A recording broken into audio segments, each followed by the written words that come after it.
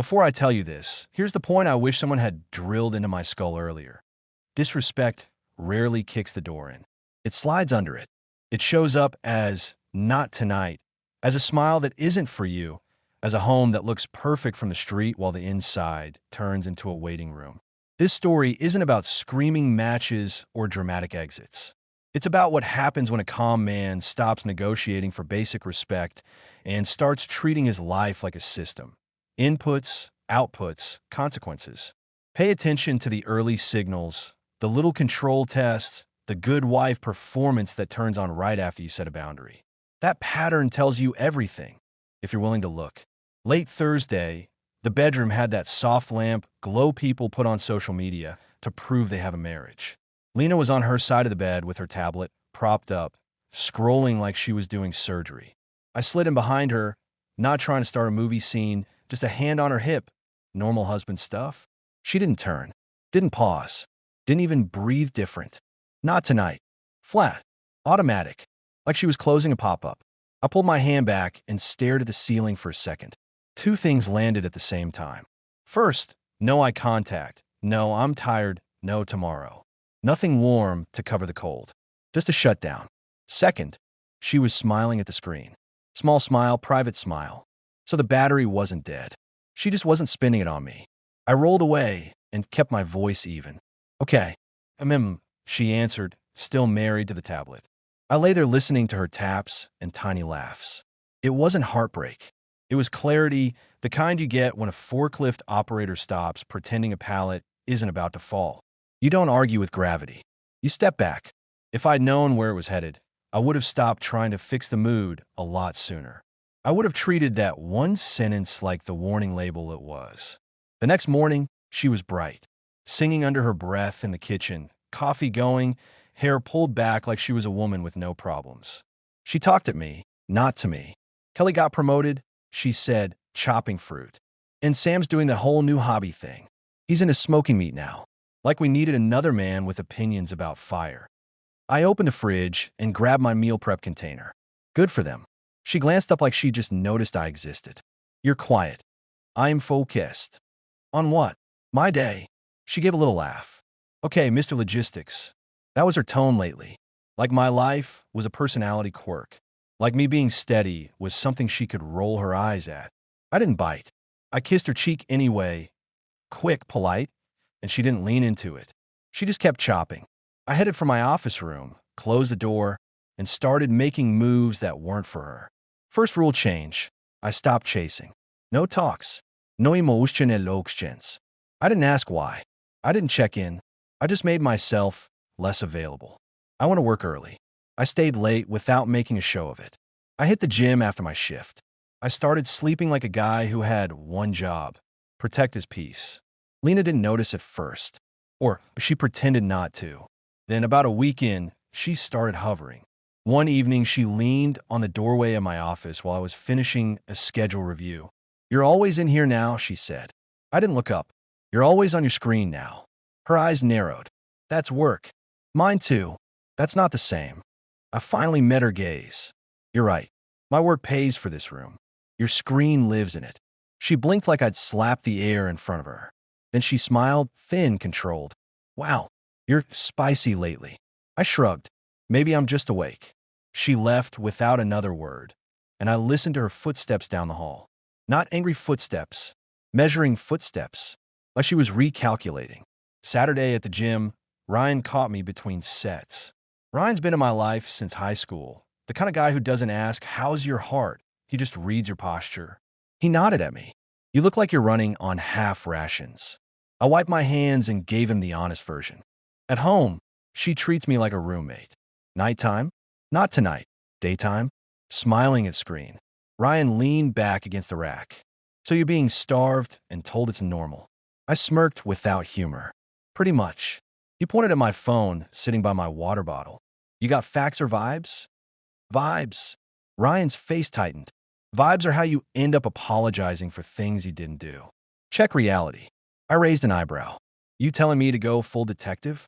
No, he said quick. I'm telling you to stop arguing with smoke. If there's a fire, you'll smell it. But you don't guess where it is. You find a source. I stared at the dumbbell for a second, then nodded once. Yeah. Ryan clapped my shoulder. And keep your head. No teatrics. Just data. Data. That word landed clean. Because that's how my brain works. I run warehouses. I don't feel if a shipment arrived. I verify. That night, Lena fell asleep with her phone on the nightstand like always. She was careless because she thought I was domesticated. She thought I was the guy who'd keep bringing flowers to a locked door. I didn't shake. I didn't sweat. I moved like I was updating a system. I set up a sync tool, something that mirrored parts of her messages and location to a device I controlled. Nothing flashy. No being button. Just enough to stop being blind. When I got back into bed, Lena shifted and mumbled, half asleep. You coming? I'm here, I said. Her hand brushed my arm for half a second, then went back to her side. That little touch might have been comforting a month earlier. That night, it felt like she was putting a lid back on a jar. 2 days later, I had what Ryan promised. Reality. A contact labeled Nate. No last name. No photo. Clean. Convenient. The messages weren't friendly small talk. They were confident. Familiar. Planned. Same spot, 12:30. I can't wait. Rooms already handled. We're the thing from last time. I sat at my desk in my office, the house quiet, and felt something click inside me. Not rage. Not despair. The click of a latch closing. So that's what the smiles were for.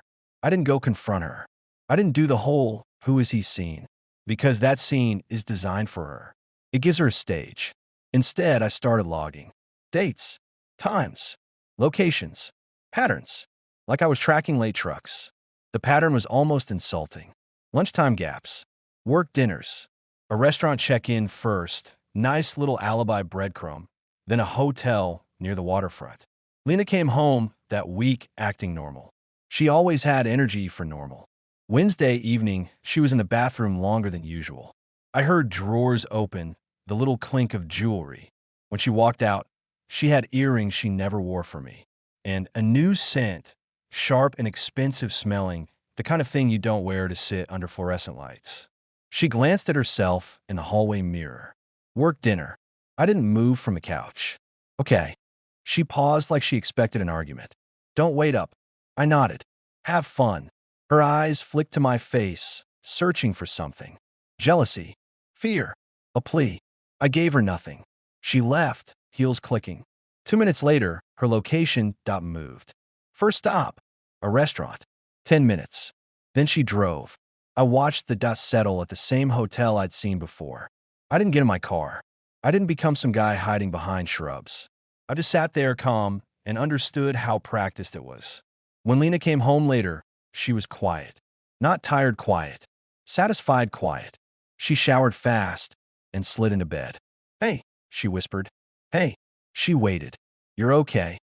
I looked at the ceiling. Why wouldn't I be? Just, you've been distant.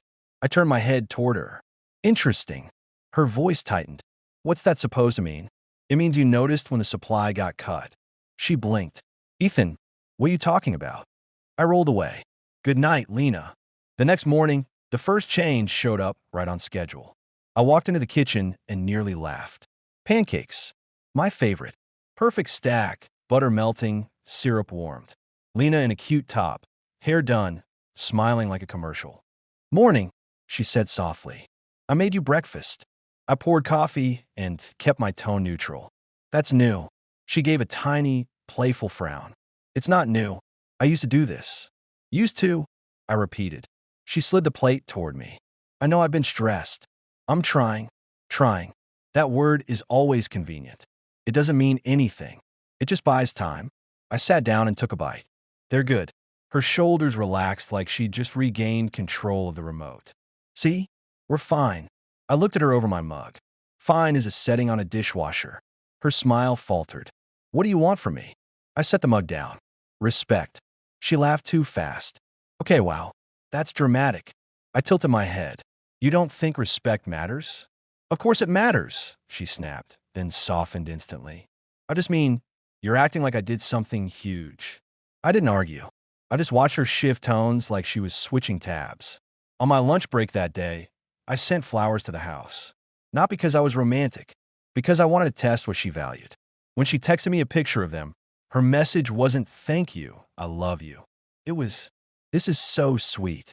You didn't have to. They look perfect." Perfect. The picture mattered. The look mattered. The story she could tell mattered. I replied, "Enjoy." She sent a heart emoji, like that fixed a month of cold. Friday night, Lena announced we were going to Sam and Kelly's for a couple's game night. "We haven't seen them in forever," she said, already dressed, already in hostess mode. "It'll be good for us." "For us," I repeated. She smiled like she'd won. "Yes, for us." I could see the real reason without her saying it. A social hallway. Witnesses.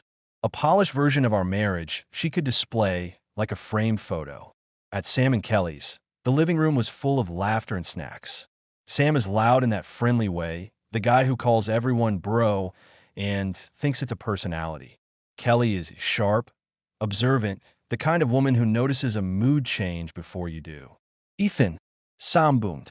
"Man, you still running the world with spreadsheets." I shook his hand. Somebody has to keep trucks from doing whatever they feel like. Kelly hugged Lena and then looked at me a beat longer than normal. "You okay?" "I'm good," I said. "Just busy." She nodded like she heard the part one didn't say. The game started. Cards. Questions. The kind of stuff couples pretend is harmless until it isn't. At one point, Kelly read a card out loud. "Okay, this one's spicy. What would you do if your partner left you for someone else?"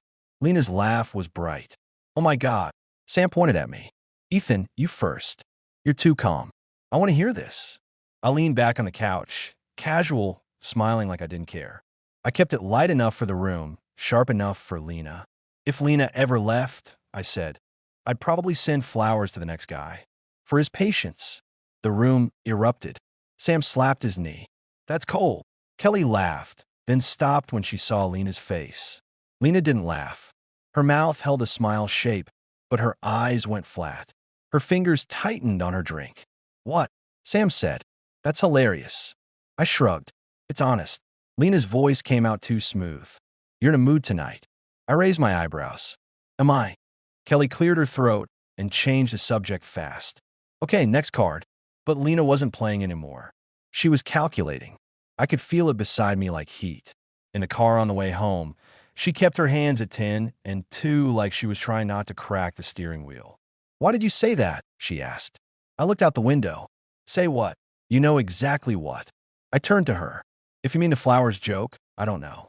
Everyone laughed. It wasn't funny. "Strange," I replied. It sounded funny in the room. She inhaled slowly. "You embarrass me." I gave her a small smile. "You don't like surprises." Her eyes flashed. "What is going on with you?" I answered quietly, no anger, just a fact. "I finally see things clearly." The car went silent. Not normal silence. Defensive silence. At home, she didn't kiss me goodnight. She went straight to her side of the bed and opened her tablet like it was a shield. The next days were different. Lena started watching me, asking where I was going, making comments she'd never made before. "You're on your phone a lot," she said one morning. I didn't look up from tying my shoes. "So are you." She crossed her arms. "I have work, and I have a life." That line hit her harder than it should have, because the whole system depended on my life being parked neatly in the garage. That Monday, I made my second rule change, bigger, cleaner. At dinner, I said, "I've got a work trip. Couple nights." Lena's fork paused midair. "To where?" "Up the road," I said. Facility check. Scheduling. "When did this come up?" "Today." She tried to smile. "You didn't tell me." "I'm telling you now." Her voice went syrupy. "Text when you get there." I nodded. "Sure." I didn't text. I checked into a small hotel about half an hour away. Nothing fancy. Quiet. Neutral. A place you go when you're done pretending your house is restful. My phone lit up that night. Call from Lena. I let it ring. Then a voicemail. Her voice was careful. "Hey, just checking in. Call me when you can." Another call. Another message. This time the crack showed. "Ethan, are you mad at me? I don't like this. Please call. Please." The word sounded foreign coming from her. Not because she cared, because she didn't like losing visibility. The next day at work, my coworker Denise caught me by the loading bay. Denise is the kind of woman who runs operations like a general and doesn't get fooled by everything's fine smiles. "You look lighter," she said. Less noise, I answered. She nodded once. Good. Noise costs money. That night, Lena tried again. A text. Miss you. Be safe. I stared at it, then set my phone down. I didn't respond. Not as punishment, as policy. When I came home 2 days later, the house looked like a staged listing. Clean counters, candles, music playing low, dinner on the table, my favorite meal, the one she only made when she wanted something. Lena walked up and kissed my cheek. Welcome home. I hung my jacket slowly. House looks inspected. She laughed too bright. I just wanted it nice. You want it nice when you're nervous, I replied. Her smile twitched. I'm not nervous. I sat down. Then eat. We ate like two co-workers sharing a table at a conference. Polite. Controlled. No wodoms. After dinner, she touched my arm. Can we just reset? I looked at her hand on my sleeve. Reset to what? To us, she said quickly. To normal. I missed you. I held her gaze. You missed the version of me you could predict. Her face hardened. That's not fair. I leaned back. Fair is you looking at me when you speak. Fair is you not treating me like an obstacle at night and a prop in daylight. She stood up fast, chair scraping. So now you're accusing me of something? I'm not accusing, I said. I am observing. She pointed at me like I was a problem she could fix with volume. This is ridiculous. You're making things up in your head because I've been busy. I nodded slowly. Busy doesn't explain the hotel schedule. That was the first time I said anything concrete. Not a label, not a meltdown, just a fact. Her whole body went still. She forced a laugh that didn't fit. Hotel schedule? What are you talking about? I stood up and picked up my plate. Good night, Lena. She followed me into the hallway.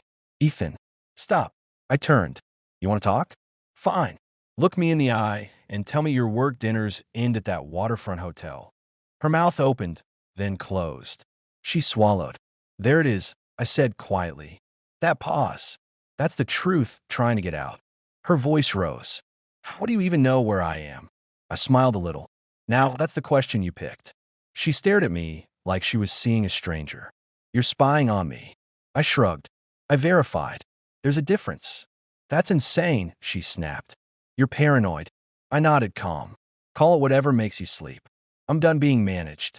She stepped closer, dropping her voice into that soft, urgent tone. Listen, we can fix this. I've been under pressure. I didn't mean to make you feel. I cut her off with one hand raised. Not aggressive, just final. Don't. Her eyes flashed. Don't what? Don't perform, I said. I've seen the show. She stood there, breathing hard, then tried another angle, the caring wife voice. I love you, she said quick like a passcode. I looked at her for a long second. You love what I provide. Her face turned sharp again. So what? You're just going to leave? I'm going to change the rules, I replied. Starting now. I walked into the guest room and closed the door.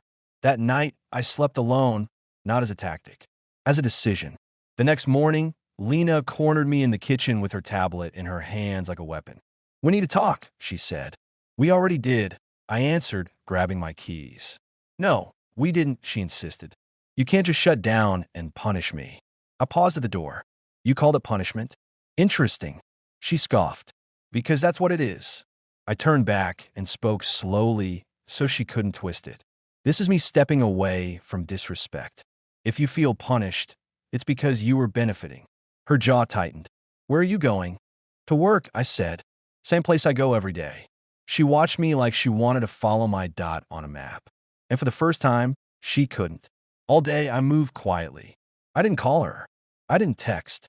I handled my responsibilities, ate lunch, went to the gym, talked to Ryan for 5 minutes. Ryan studied my face. You good? I'm done, I said. He nodded. Done is peaceful. Stick to it. That evening, instead of going home, I went to a small rental office and picked up keys. Not a dramatic move-out truck, just a clean exit plan. I'd already separated what mattered. My documents, my essentials, my schedule. Tuesday, I left work early, went to the house while Lena was still on calls, and moved my things in 2 trips. Clothes, my laptop, personal files, the guest room stuff I'd used. I didn't take the couch. I didn't take the plates. I took myself. On the kitchen table, I placed a thick envelope. Inside were papers prepared, organized, signature already where mine needed to be. Her lines were blank. No letter, no speech, no vaguing, no threats, just structure. Finality. When Lena got home that evening, I wasn't there to watch her reaction. That was the point. She fed me silence for months. Now she could taste it without me standing in front of her, giving her a scene. My phone lit up. Her name. Over and over. I let it ring. Voicemail after voicemail. Ethan, what is this? Where are you? This is crazy. Call me back. Stop doing this. We need to talk. Please. Please answer. On the sixth call, I finally picked up, not because I was wavering, because I wanted one sentence to seal it. Ethan. Her voice cracked, half anger, half panic. What are you doing? You can't just disappear. I kept my tone level. I didn't disappear. I removed access. Those papers, are you serious? Yes. You're doing this because of some story you made up. I gave a short laugh. Lena, you built the story. I just read it. You're throwing everything away. I answered calmly. You threw it away in small pieces. I'm just cleaning up. She tried to switch to sweetness again, fast. We can fix it. I'll do anything. Just come home and we'll talk like adults. I paused, then said the last line I needed her to hear. Adults don't need alibis. She went silent. I ended the call. A week later, my life was quieter than it had been in years. I had my own place, clean and simple. I drove to work without that heavy feeling sitting in my chest. I slept through the night. I ate when I wanted, trained when I wanted, and the air in my home didn't feel like it was waiting to judge me. A couple months after that, I started seeing someone new, Mara. She wasn't perfect. She didn't need to be. She looked me in the eye when she spoke. She didn't treat affection like a bargaining chip. My friends noticed the difference before I even said anything. Ryan met me for coffee and grinned. You look like a man who got his appetite back. Yeah, I said. I stopped eating leftovers. As for Lena, I heard things through mutual circles. Her perfect picture got messy fast once she didn't have my stability holding the frame. The friends she used for game nights stopped inviting her. People don't like being used as props when the set falls apart. Her calls eventually slowed, then stopped. The house in the suburbs stayed neat, I'm sure. That was always her talent. It just wasn't a home anymore. And here's what I took from it, because if you're listening to this like it's entertainment, you're missing the real value. First lesson, early disrespect is data. When your partner shuts you down with cold efficiency, then turns around and smiles at screen, don't talk yourself into stress. Notice the mismatch. In my case, that not tonight wasn't about sleep. It was about priority. And once you're not a priority, you stop negotiating. You start observing. Second lesson, boundaries without consequences are just speeches. The moment I stopped chasing, changed my schedule, and made myself less available, the whole dynamic shifted. Her sweet pancakes and the stage candle dinner weren't breakthroughs. They were countermoves. If I'd melted into them, I'd be back in the same corner, just quieter and more confused. Third lesson, the mistake is endless conversation. A man can talk himself into staying in anything if he lets the other person rewrite reality in circles. You're dramatic. You're paranoid. It's just work. That's why I chose facts, not debates. And when the facts lined up, I didn't demand a confession. I made a decision. Comfort is cheap. Respect is the price of admission. The moment I stopped paying for disrespect with my time, my attention, and my dignity, the game ended. Not with a blow-up, with a quiet door closing and staying closed.